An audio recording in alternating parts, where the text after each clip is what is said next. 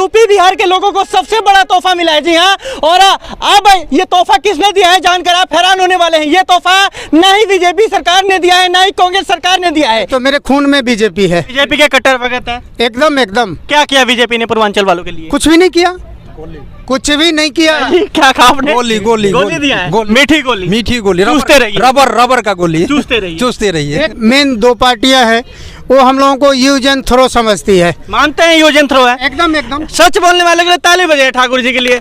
सच बोलने वाले बहुत कम है आजकल। सच बोलने से डरते हैं और सोचते हैं नेताजी बुरा मान जाएंगे। नेताजी नहीं आएंगे। हमारे मिश्रा जी हैं, इनकी मैं तारीफ करना चाहूँगा। मैं जहाँ भी इन्हें फ़ोन करता हूँ किसी यूपी बिहार के भाई के साथ कुछ गलत तो सबसे आगे नजर आते हैं। फिलहाल आप देख सकते हैं आज पानीपत के इतिहास में एक बहुत बड़ा कदम है जो हमारे पूर्वांचल के भाइयों ने उठाया है। सराहनीय कदम है। सबसे पहले अपनी संस्था के लिए आप सब एक बार जोरदार तालियां बजाइए। कई सालों से लोग सोच रहे थे कि आखिर हमारे जो यूपी बिहार के लोग हैं कब एक साथ होंगे, एकत्रित होंगे, क्योंकि एकता में बल होता है और जब कोई एकजुट हो जाता है तो उसकी कामयाबी जरूर होती है। और अब ये लोग एकत्रित हो गए हैं। लगभग पानीपत में 30 से ज़्यादा संस्थाएं हैं, जिनमें से 7 से 8 संस्थाएं हैं वो रजिस्टर्ड है। और अब ये लोग महागठबंधन बना लिए हैं। महागठबंधन बनाने का उद्देश्य क्या है वो जानेंगे हम। यहाँ देख सकते हैं जो हमारे साथ झा जी हैं, सुमन झा, इनको आज इस संयुक्त गठबंधन का हम कह सकते हैं प्रधान बनाया गया। सबसे पहले आपको बधाई हो। धन्यवाद। और साथ में हमारे जितने पूर्वांचल वासी हैं, जो कोई भी हैं पानीपत के कहीं किसी कोने में बसे हैं, सबको हमारा तरफ से अभिनंदन। और सब को हमारे को इस पद के नियुक्त करने के लिए मैं धन्यवाद व्यक्त करता हूं। साथ में मैं अपने तरफ से सभी को आश्वासन देना चाहता हूं कि यदि किसी भाई को कोई तकलीफ़ होगा तो हम अपने तरफ से पूरी प्रयत्न करेंगे उस तकलीफ़ को दूर करने का, चाहे वो किसी तरह की समस्या हो। बल्कि अभी ये जो हमारा एकता मंच और लोगों को एक करने का जो हमारा मिशन था, ये तकरीबन साल भर से चल रहा था और सभी भाइयों ने मिलकर मुझे ये जिम्मेवारी दिया है। मैं अभी ज़्यादा कुछ नहीं बोलूँगा क्योंकि अभी रिसेंटली जिम्मेवारी मेरे को मिली है।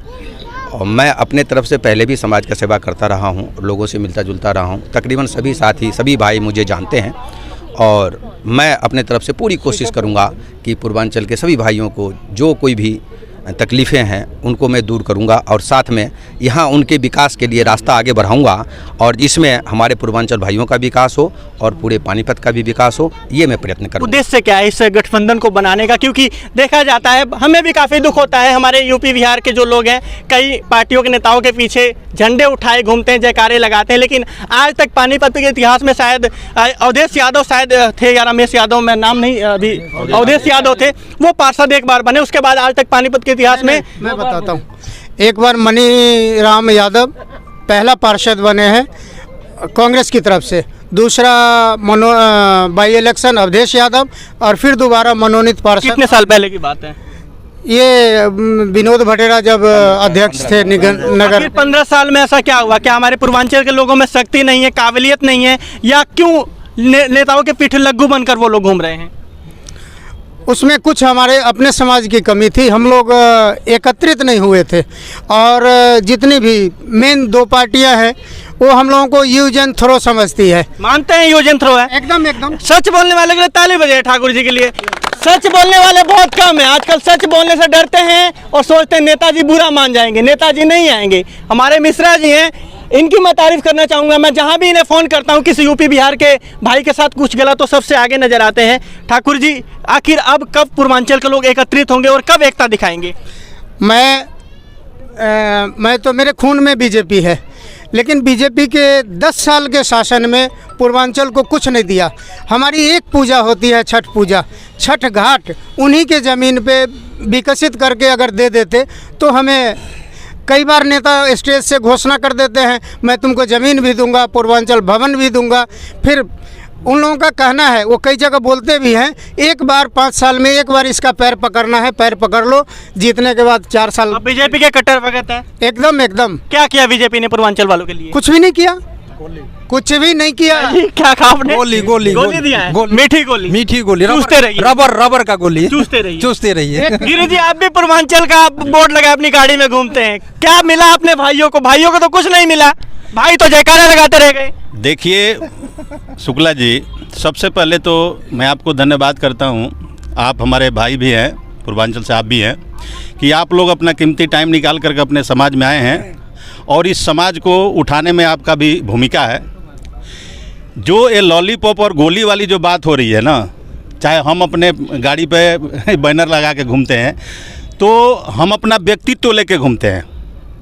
उस व्यक्तित्व को ऊपर करने के लिए हम लोगों ने संगठन बनाया है और बहुत सोच विचार करके सुमन झा को हमने जो है सो इस समाज का वरिष्ठ ये जो अध्यक्ष जो है सो चुने हम लोग, और वरिष्ठ अध्यक्ष चंदन मिश्रा जी को चुने हैं। तो हम लोग अब संगठन बना रहे हैं और बना करके और अपने व्यक्तित्व के हिसाब से आगे काम करेंगे। लगता है 2024 का चुनाव नजदीक है, तो अब यूपी बिहार के लोगों को कोई बड़ा पद मिलना चाहिए इस बार इलेक्शन में।